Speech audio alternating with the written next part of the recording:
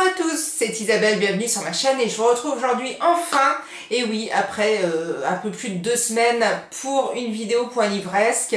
Les challenges sont passés et la motivation que du coup j'avais eue par cette participation au challenge a laissé place à un petit plouf. Et du coup j'ai pris plus de temps pour faire autre chose, pour préparer Noël et tout. Et j'ai un petit peu moins lu, du coup je voulais pas faire de vidéo en vous proposant une vidéo avec un livre lu et un livre à moitié lu. Et j'ai donc attendu quand même d'avoir un petit peu de contenu à vous donner. On se retrouve donc avec ces livres que j'ai lus pendant presque les 3 dernières semaines. Et je vous parlais lors de ma dernière vidéo du livre de Jean-Paul Malaval, Adélaïde au bord de la falaise. C'est paru chez Calman Levy et je vous disais que je n'avais pas forcément accroché au début de l'histoire, mais que comme il me restait plus que 130 pages ou quelque chose comme ça, j'allais quand même essayer d'arriver au bout. J'ai essayé, puis finalement j'ai arrêté parce que je pouvais plus, j'arrivais plus. Les personnages qui m'avaient pas vraiment plu ne me plaisaient toujours pas, voire même m'énervaient un peu. Je voyais pas vraiment où on voulait arriver, il n'y avait pas quelque chose qui me tenait pas en haleine, parce que forcément c'est pas un livre qui doit tenir en haleine, mais quand même avec une certaine structure qui donne envie de continuer. J'ai arrêté parce que je sentais qu'en plus il était un petit peu en train de pas plomber mon moral, mais plomber ma situation de lecteur en me disant que j'allais sûrement avoir beaucoup de mal à me remettre à lire après celui-ci. Donc j'ai laissé tomber et j'ai voulu prendre une valeur sûre. J'ai pris le 12e chapitre de Jérôme Loubry qui est aussi paru donc chez Calman Levy de la collection noire. Donc là quelque chose qui me correspond un peu plus. J'ai adoré ce livre, vraiment j'ai vraiment beaucoup aimé.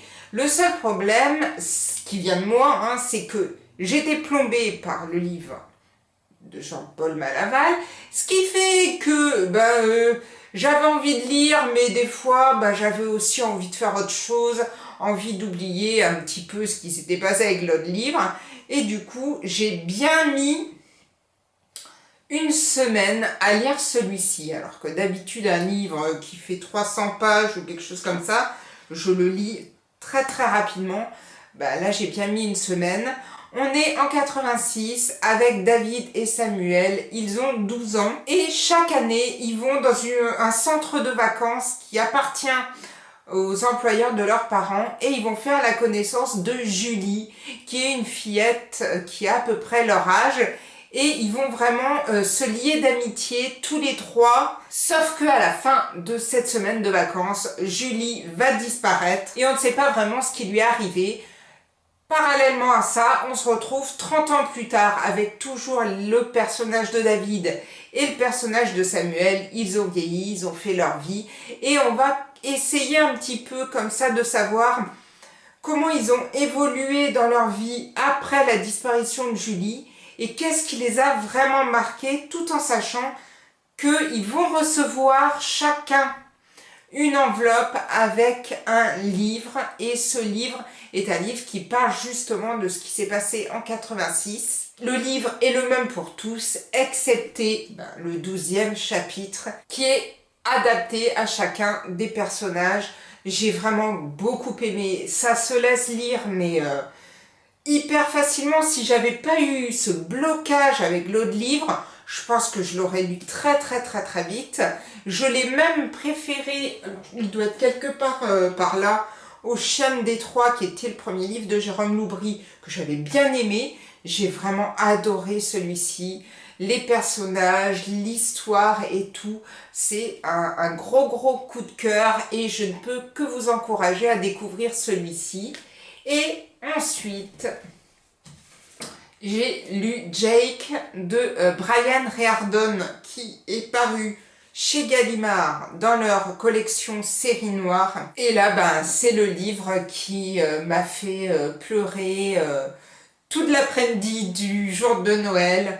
C'est vraiment un de mes livres préférés de cette année, un des livres qui m'a donné un maximum d'émotions, vous pouvez pas vous imaginer. On est ici avec le personnage de Simon Connolly, il a 2 enfants, Jake et Laney. Et il est homme au foyer, il a élevé ses 2 enfants du mieux qu'il a pu. Sauf que Jake, enfant, a fait la connaissance d'un de ses camarades, Doug. Et plusieurs années après, on retrouve le personnage de Doug qui a forcément grandi. Et Doug a tué dans un lycée, est venu et a tué plusieurs de ses camarades avant de se donner la mort. Le seul souci, c'est qu'on n'a aucune trace de Jake et que, au fur et à mesure, on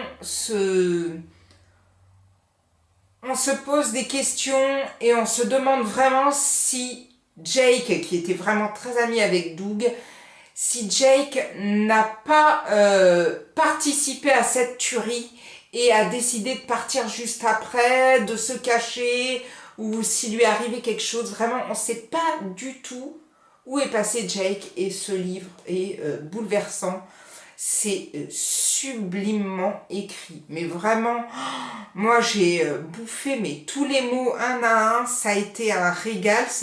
J'ai vraiment pris aussi, comme celui de Jérôme Loubry, j'ai pris mon temps pour le lire.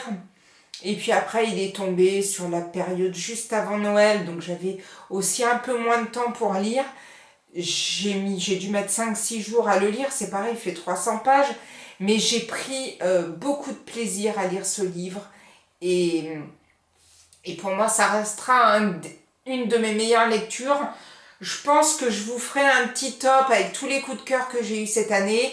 Je ne suis pas sûre que je le ferai vraiment dans l'ordre, parce que là, en regardant un petit peu, je m'étais déjà un petit peu préparée sur cette vidéo, et en regardant les livres, c'est quand même pas facile de mettre un livre devant un autre, parce que des fois le genre n'est pas le même. Parfois on repense à un livre, on se dit ah mais oui celui-là était bien, ah mais celui-là était pas mal non plus. Soit je vous fais un top avec toutes les lectures et j'essaye de vous les classer, soit si vraiment je vois que c'est inclassable, je vous fais soit sur des thèmes. J'avais aussi pensé à ça hier soir en me disant le livre qui m'a le plus ému, le livre qui m'a hanté plusieurs semaines après, enfin plusieurs petites catégories comme ça. Je vais un peu réfléchir là-dessus, mais je vous dirai tout ça dans une prochaine vidéo. Comme ça, si vous n'avez pas lu certains des livres et que vous n'avez pas envie de vous taper tous les points livresques que j'ai pu faire pendant l'année, au moins ça vous donne des petites idées, et puis voilà. Donc quand même 2 très très belles lectures et 2 livres que vous pouvez lire sans aucune hésitation. Celui-là, moi, ça l'a pas fait. Peut-être que certains ont aimé. En même temps, c'était pas non plus... Je devais un peu m'en douter, c'était pas le style de lecture qui m'emballe plus que ça, mais bon, ça parlait de Bretagne, j'ai eu envie d'essayer, j'ai essayé, ça l'a pas fait, c'est comme ça arrive de temps en temps. J'en ai donc fini avec ce point livresque. Si vous avez lu certains des livres que je vous ai présentés, n'hésitez pas à me laisser votre avis, si vous les avez aimés ou si vous ne les avez pas aimés. Je vous souhaite de très très belles lectures, je vous dis à bientôt pour une prochaine vidéo.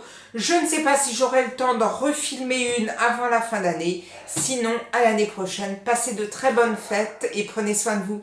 Ciao ciao!